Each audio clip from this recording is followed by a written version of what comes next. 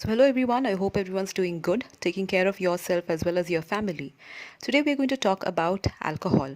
Now, multiple research studies have put forth that drinking small amount of alcohol is actually good for your health. But do we know the good limit of the alcohol? Or do we actually know what alcohol does to our body? So, starting off with how alcohol is produced. Alcohol are manufactured by fermentation of sugar, and these beverages, that is the alcoholic beverages, are broadly classified into three, starting from the malted liquors, those are the beers, then comes the wine, and lastly the spirits. So both these malted liquors as well as wines are undistilled form, and their content of alcohol would be around 10% in the beers, and in wine it may range from around 9% to 22%. In case of spirits, these are basically the distilled form. That is, these are distilled after fermentation, and these are those of the rum, the whiskey, gin, as well as the vodka, and the alcoholic content would range from around 40 to 55%. Drinking alcohol is highly injurious to your health. So, what happens after you've had a drink?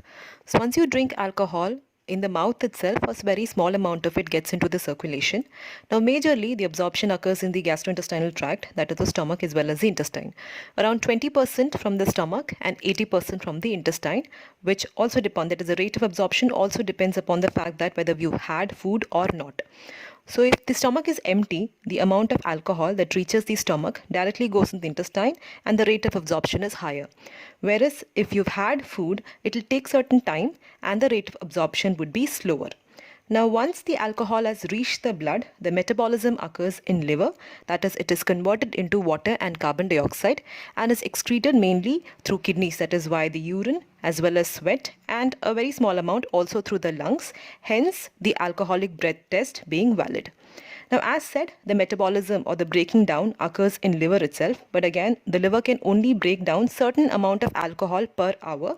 Hence, if you're taking enough amount or larger amount of alcohol compared to the rate at which the liver can break it down, your blood alcohol concentration rises and hence you start feeling the drunkenness.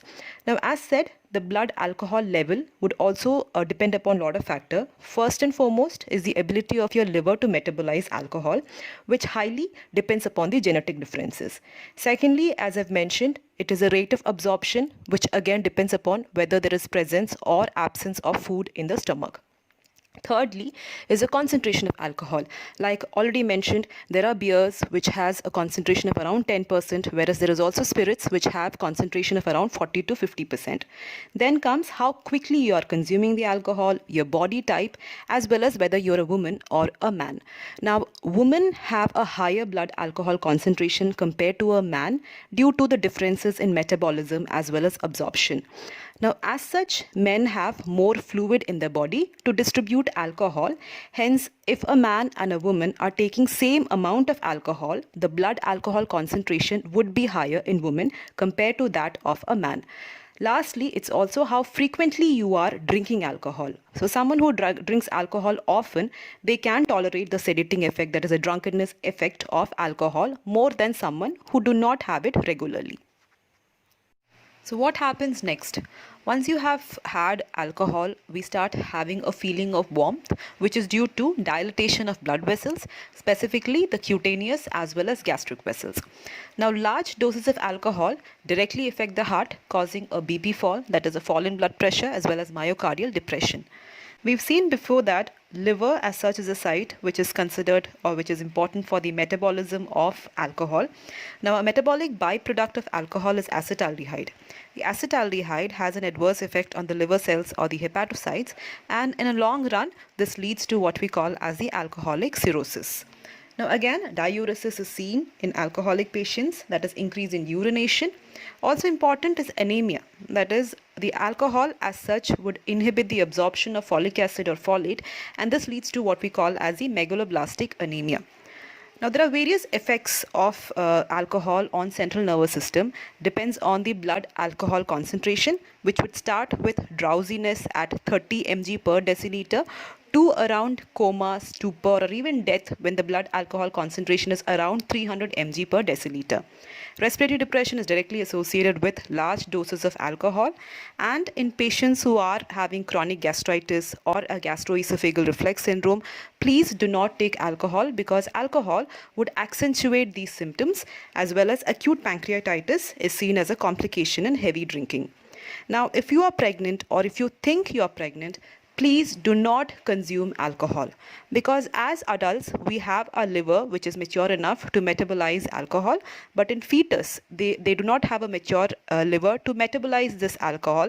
Hence, whatever alcohol as a pregnant lady you're taking, this would directly affect your fetus, your child, and would cause what we call as a fetal alcohol syndrome. So again, I would like to specify that if you're pregnant or if you think that you're pregnant, please do not take alcohol.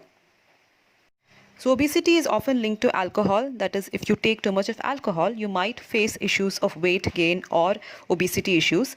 Now, one of the reasons for this is that alcohol is high in calorie. That is, alcohol, as we've seen before, it is basically a byproduct that is formed by the fermentation of sugar.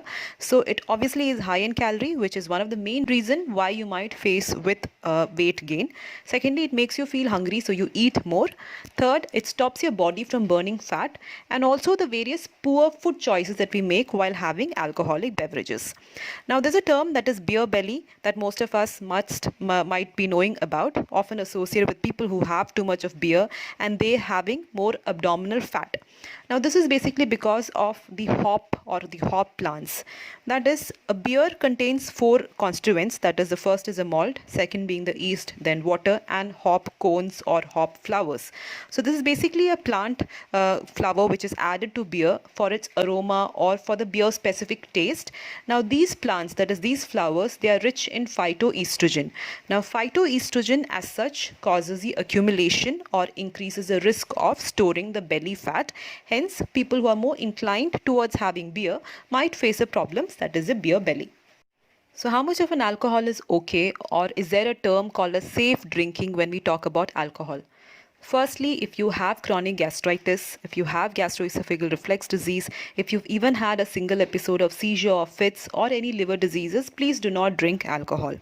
Secondly, if you are pregnant, if you think you are pregnant, do not take alcohol, because no amount of alcohol is safe for you as well as your fetus.